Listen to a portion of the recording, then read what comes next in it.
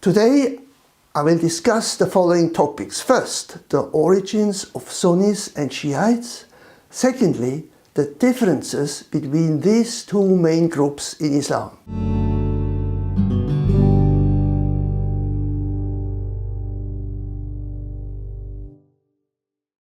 In my book, Ask Your Muslim Friend, you will find these topics in section 1.6 and 1.6.1. Muslims have emphasized the unity of worldwide Islamic community, the so-called umma, and they repeat this again and again.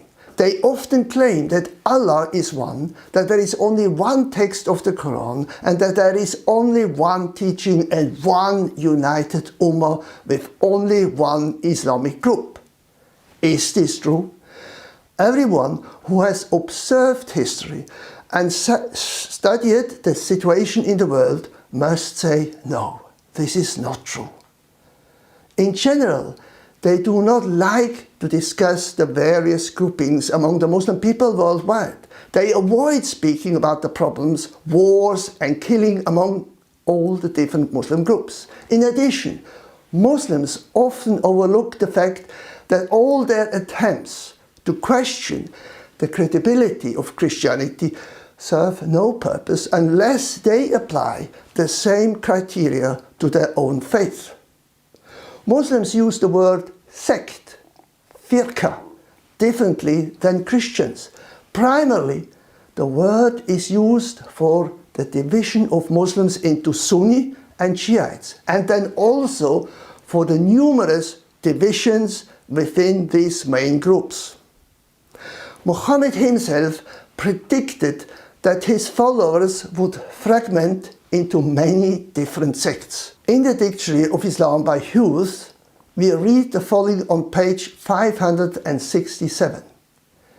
It is a quote from the Hadith Mishkat. Abdullah ibn Umar relates that the Prophet said, "Verily, it will happen to my people that as it did to the children of Israel. The children of Israel were divided into 72 sects, and my people will be divided into 73 sects. Every one of these sects will go to hell except one." The companion said, "O Prophet, which is that?" He said, "The religion which is professed by me and my companions." Now, what can we say reading this quotation? Today, the number of sects or groups in Islam has by far exceeded Muhammad's prediction. Does this mean that all Muslims go to hell except those following Muhammad's sect? However, the crucial question is, what is Muhammad's sect? And also, what is the teaching of this group? My observation is that every sect is convinced that they are the only right followers of Muhammad. The problem is that we simply do not know what Muhammad's religion exactly was, since he never wrote it down himself and the Quran is not clear but rather vague. The word Sunni comes from Sunnah, which means traditions of Muhammad. Today, about 90% of all Muslims belong to the Sunni group. The two main groups originated from a dispute about the succession of Muhammad. This was a big problem from the beginning after Muhammad's death, since he did not appoint or state his successor. The Sunnis accepted the first four caliphs, Abu Bakr, Umar, Uthman and Ali. The minority group, the Shia, on the other hand, rejected the first three and only accepted the fourth, namely Ali. Ali was the son-in-law of Muhammad. The Shia accept only Muhammad's bodily descendants as the lawful heirs. In the following, I will list and explain some characteristics of the Shiites. They have quarreled endlessly among themselves, which resulted in many different subdivisions.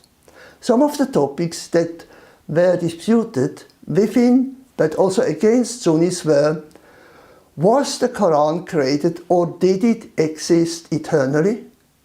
The discussion about Allah's predestination versus human responsibility. Shiites believe that Allah made a special revelation to Ali's wife, Fatima. This the Sunnis reject. Each Shiite group has its own traditions and reject other groups and Sunnis. Also, the prayer times differ. Shiites also practice temporary marriages, which can be contracted for some months or even only for some days. Shiites also have different inheritance laws and celebrate different festivals. Shiites developed a mentality of suffering and martyrdom. Besides the pilgrimage to Mecca, Shiites also established pilgrimages to their own holy places, mainly in Iran, but also other places in the world. Shiite groups are prominent mainly in Iran, Yemen and East Africa, but the minority groups are found all over the world. In the following, I'd like to summarize the main differences between Sunni and Shiite beliefs. First, in contrast to the Sunnis, the Shiites believe that their successors, imams, are chosen directly by Allah and are perfect examples. These imams are believed to be sinless. Secondly, the Shiites are convinced the successors of Muhammad must be in his bloodline. That is why they only accept Ali, the son-in-law of Muhammad, as the only legitimate and immediate successor. Thirdly, the Shiites have a profound veneration of Ali. They are convinced that Ali was the most perfect and excellent of all men who ever lived. Fourthly, Shiites believe in their divine leaders called mujtahids. These men are enlightened doctors whose opinion is final in matters of law and doctrine.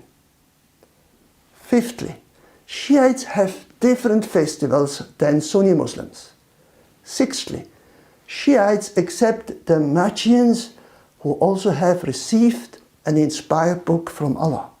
Remember, the Sunnis only acknowledge Jews, Christians and Muslims as having received an inspired book from Allah.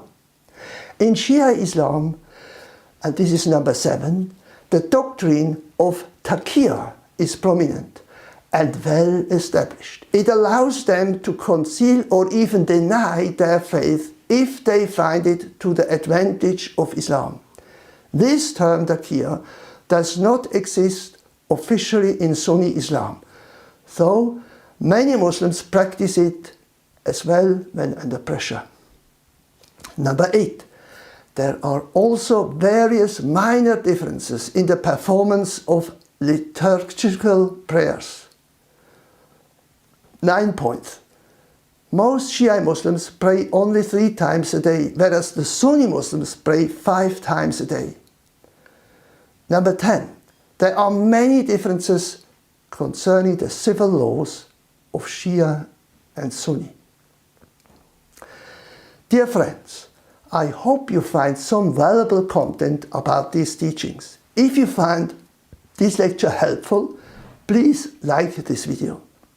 Also subscribe to this channel if you want to receive regular updates about new lectures and videos. If you have specific questions, you can write them in the comments and I will be pleased to answer them. You can find more information in my book and download an ebook version for free on our website. See you again soon. Good day and God bless you.